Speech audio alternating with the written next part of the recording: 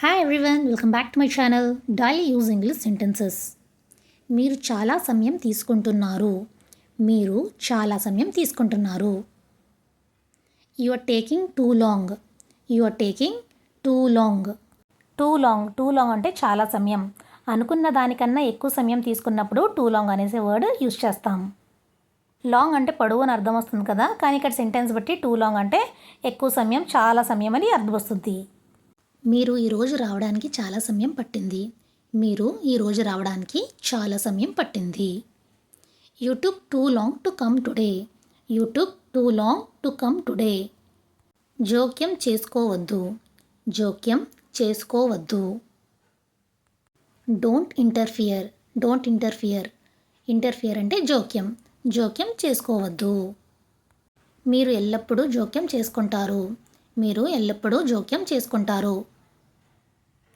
You always interfere. Always అంటే ఎల్లప్పుడూ, interfere అంటే జోక్యం. అబద్ధం చెప్పడం నీకు తగదు. ఇట్ డజంట్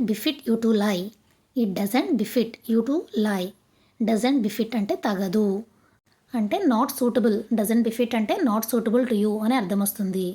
బిఫిట్ అంటే సూటబుల్, డజంట్ బిఫిట్ అంటే నాట్ సూటబుల్. నా ఉద్దేశం నిన్ను బాధ పెట్టాలని కాదు. I didn't intend to hurt you. Intend అంటే ఉద్దేశం. అతనికి ఉద్యోగం మానేసే ఉద్దేశం ఉంది. He ఇంటెండ్స్ to quit the job. అతను రోజంతా నిద్రపోతూనే ఉన్నాడు. He kept on sleeping all the day. Kept on అంటే ఏదైనా పని కొనసాగించడం, అంటే ఆ పని ఇంకా కంటిన్యూస్గా జరుగుతూనే ఉంది. పిల్లలు టీవీ చూస్తూనే ఉన్నారు, పిల్లలు ఆడుతూనే ఉన్నారు అనడానికి చిల్డ్రన్ కెప్ట్ ఆన్ ప్లేయింగ్. పిల్లలు ఆడుతూనే ఉన్నారు. Children kept on watching TV. పిల్లలు టీవీ చూస్తూనే ఉన్నారు. ఏదైనా పని వితౌట్ స్టాపింగ్ కంటిన్యూస్గా జరుగుతున్నప్పుడు కెప్ట్ ఆన్ అనేది యూజ్ చేయొచ్చు. నేను అతని కోసం గంటల తరబడి ఎదురు చూస్తూనే ఉన్నాను.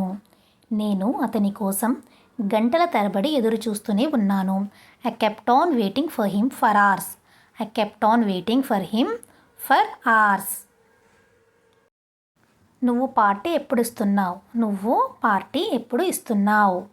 When are you throwing the party. ఇక్కడ త్రో ద పార్టీ అంటే పార్టీ ఇవ్వడం, పార్టీ నిర్వహించడం అని అర్థం వస్తుంది. వాళ్ళు తమ ఇంట్లో పార్టీ నిర్వహించాలని నిర్ణయించుకున్నారు. They decided to throw the party at their house. ఇక్కడ త్రో ద పార్టీ అంటే పార్టీ నిర్వహించడం అని అర్థం వస్తుంది.